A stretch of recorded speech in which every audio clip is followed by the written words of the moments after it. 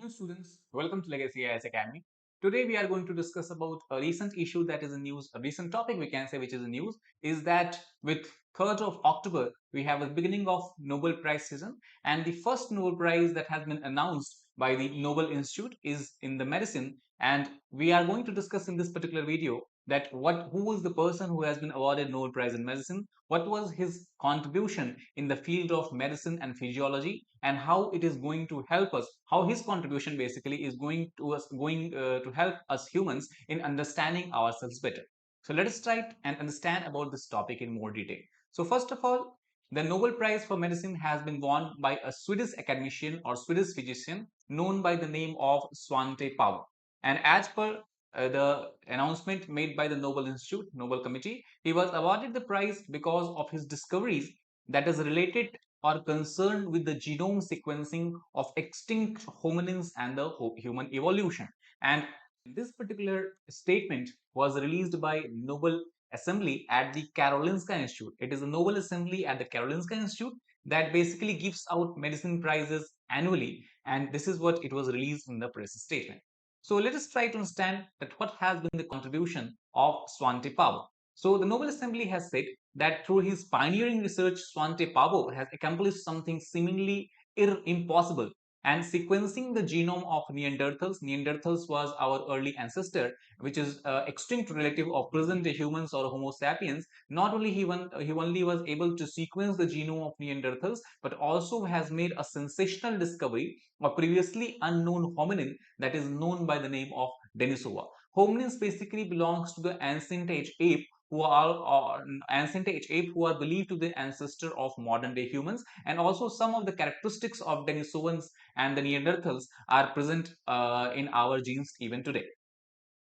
So basically, if you talk about in this particular year, the overall focus of Nobel Prize Committee was on the human evolution, and by study and understanding of human evolution, basically scientists are trying to understand that how human evaluation is associated with our present day physiology or present day immunology. And to understand that, we first have to understand our closer relatives, which are our ancestor, who are broadly called as hominin. So basically, about our ancestors, we know from the study of fossil evidences from different parts of the world. And while studying this, basically, the Nobel Prize winner has made this discovery that around 70,000 years ago, when humans or the ancestor of humans migrated out of Africa, it is during that time what we can see that we have the exchange of genetic information or genetic flow that has happened between the archaic humans, that is hominins, as well as the modern day humans. And also scientists all across the world are trying to understand that how this change or exchange of gene is responsible for providing immunity against certain kind of diseases in the modern day humans. And also by understanding this, we'll be able to better understand what kind of medicine or what kind of steps we have to take to improve our immunity, or also to tackle such diseases such as COVID-19, which severely affect our immunity. So basically, Swante Paubo has been able to set up a new branch of science that is also called as paleogenomics. So what is paleogenomics? Paleogenomics basically refers to study of DNA and genes of ancient humans or hominins, we can say. And by looking at the DNA and the genetic information that we can get from the bones or the fossil remains of these humans, after that we can try to reconstruct this into how these humans could look like based on all the evidences we have. And after that we can understand that how we are genetically related to our ancestors. So this whole branch is what is something that has been established by the Nobel Prize winner Svante Pääbo. So Svante Pääbo basically was going and studying, we can say, doing the archaeological studies in the Denisova cave. Denisova cave is present in modern day Russia. Somewhere it is located mountains, Altai mountains of Russia, which is a very beautiful mountain, which is a very long mountain.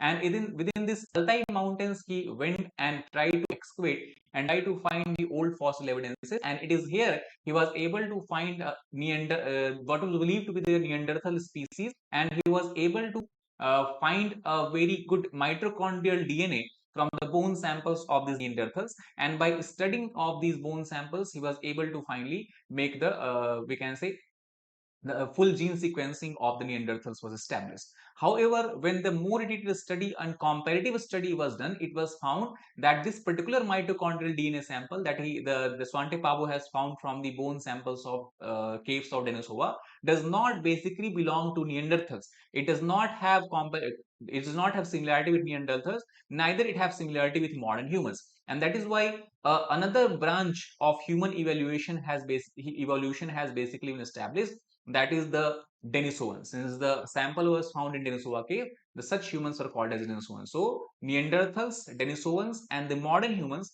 all three are related with each other, going back to our common ancestor Homo heidelbergensis. So this all has been the major contribution that has been made by this Svante Pabo. Also, by understanding and also by looking at the people from all across the world, what we find that there is a possibility of genetic exchange or the flow of genetic information that might have happened from the Denisovan mans to the modern day humans. And this is very important because of this genetic information, genetic exchanges. What we can see is that almost 6 to 8% of Denisovan genes is also present in some of the humans that we find in different parts of the world. For example, one such gene is something that is called as EPAS1, and this gene basically confers an advantage for people who are living in high altitude area and quite an advantage in survival. For example, in modern day, people who are living in Tipton area, they have this EPAS1 gene, and the origin of this EPAS1 gene can be traced back to the Denisovan man. Not only that, if we try to do the comparative study, we can see in areas such as Indonesia in Southeast Asia and Melanesian island groups, that is part of Pacific Island, somewhere near the north of North Australia, the people of Melanesia and South Asia have almost 6% genetic similarity as far as the Denisovan mass is concerned. So in the terms of the face structure, in terms of the protrusion of their faces, and also to some extent the nose shape, all these things are very strongly related to the Denisovan man. So basically, the study of all these features is not so much easier. The scientists have to face a lot of difficulties in trying to extract data from all these old DNA samples and genetic samples that you find in the our ancient fossils of our ancestors. And in this regard, what is basically the major challenges that scientific community faces is that first of all, it's a long time has passed. The DNA that is found in the samples of the bone have undergone a significant chemical modification, and also it is found that the DNA basically degrades into shorter fragments. Not only that, since thousands of years have passed, since these ancestors have died, since the human ancestors and hominins have died, basically, the DNA is not found in the healthy manner. It is broken, it is fragmented, and it is destroyed to a large extent. Not only that, since they spend a lot of time in this soil sample, there is also a possibility of contamination of the DNA from bacterial DNA as well as the DNA of contemporary humans. So these three are the major challenges that ancient science has to face when they try to restructure and try to study fossils and our ancestors. And it is in this context we have to understand that the stellar contribution has been made by Svante Pabo, where by focusing upon method of extracting DNA, he was able to manage to sequence the region of mitochondrial DNA from almost 40,000-year old Denisovan piece of bone that, as discussed, he found in the Denisovan caves of Russia. And due to his interest in harnessing technological advances, and also by collaborating with his even critics, he was able to eventually accomplish the seemingly impossible. And it was in year 2010 that a full sequence of Neanderthal DNA was made available to scientific community by the contribution of Svante Pabo. So in brief, what we can say, he has made two significant contributions. One, the sequencing of Neanderthal gene, and second, he has basically said that we have one other line of evolution after Homo heidelbergensis. It directly does not go to Neanderthals, but there is one side branch also that goes to a hominin that he called as Denisovan man.